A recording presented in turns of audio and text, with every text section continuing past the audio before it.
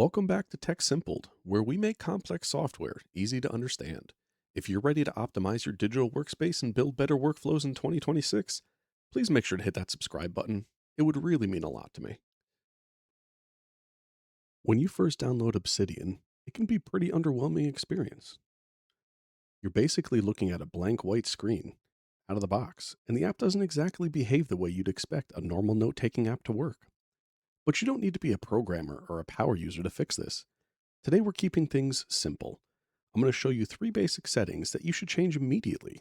These will instantly make Obsidian feel way more familiar, protect your vault from becoming a cluttered mess, and completely change how you use the app. No code, no complicated technical jargon, just the essentials. Let's get into it. The first thing that frustrates almost every everyday user is how Obsidian handles paragraphs.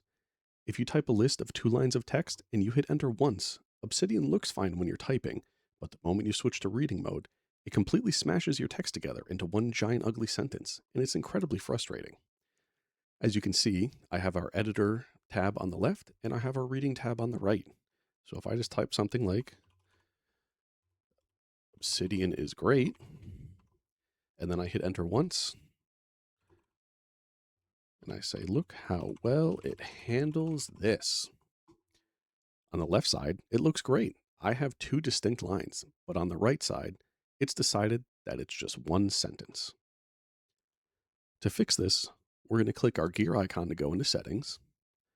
We're going to click on the editor, and we're going to make sure that strict line breaks is disabled. You can see currently it is enabled, and I don't want that, so I'm going to click on it. And now when I close the options and I go back, we can see Obsidian is now handling things the way I want it to.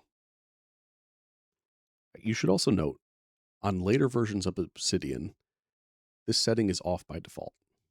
The second setting I want to talk about deals with images.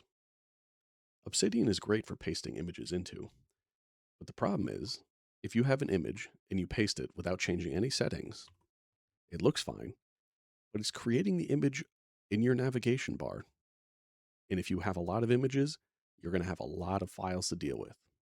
But luckily, there's a simple fix for this. First thing I'm going to do is reset everything. We get rid of the image, and we delete it from our sidebar. Now we're back to the note. We're going to want to go into our settings, into files and links on the left-hand side, and we want to change the default location for new attachments from Vault folder into subfolder under the current folder. Now what that does is, if you're working in the root, it'll just create a folder. By default, it calls itself attachments, but you could name it whatever you want.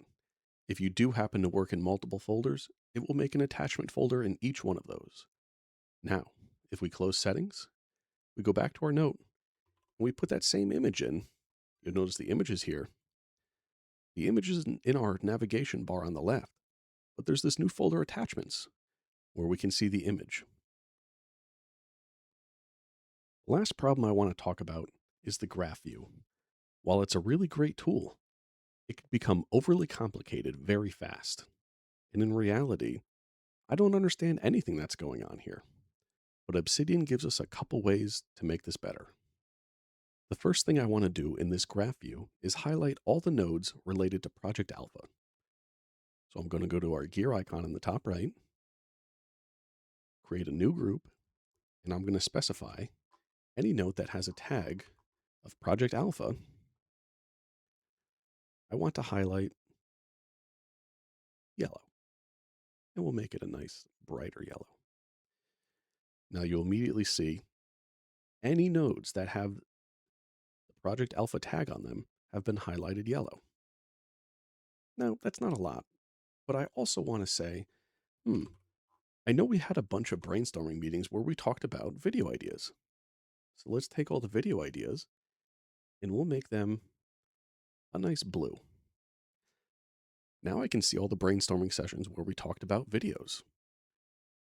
And you can keep going through. You can create another one that goes through any of the tags, any of the meetings that we had a bunch of research going on. I want to make them green. And now, my graph view is looking a little bit easier to read, but everything is still really, really tight knit together. The more notes you have, and the more notes that are tied together, the harder it is to really understand and see all the lines and how they connect to one another. With Obsidian, we can go back to our settings, we can go to forces, and the repel force. We can just increase this slightly, and you'll start to see everything gets a little bit farther away, and it gets a little bit easier to kind of see how everything's tied together. If I highlight Brainstorm Session 15, I can easily see it's tied to a couple other brainstorm sessions, as well as marketing strategy and project specs master. Now, the graph view isn't static either. You can see as I scroll my mouse wheel back, I can actually zoom out, or I can start to scroll my mouse wheel in and zoom in. And if I click and hold, I can drag through and kind of see where all my notes are. Changing just those three simple settings takes less than 2 minutes, but it completely changes how friendly the app feels for everyday life. They instantly make Obsidian feel way more familiar, protect your vault from becoming a cluttered mess, and completely change how you use the app. And these are the settings I personally use in my everyday life. Thanks for watching, and I hope you learned something. I'm TechSimpld, and I'll see you in the next one.